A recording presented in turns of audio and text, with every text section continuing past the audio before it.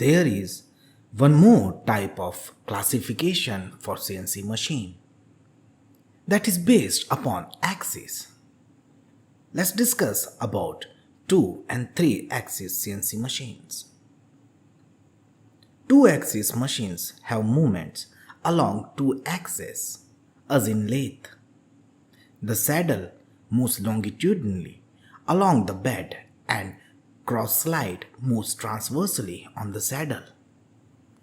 In 3 axis machine, there is a motion along the vertical direction of the table as in milling machines. In 3 axis machines, there will be one more axis perpendicular to the above 2 axes.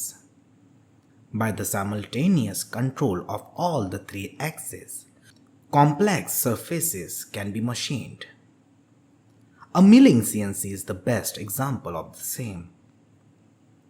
The motion, or to be specific, the rotation of a spindle, can be found out by using right hand rule, which says that if you curl the fingers of your right hand around with the direction of the rotational motion, your thumb will point in the direction of rotation.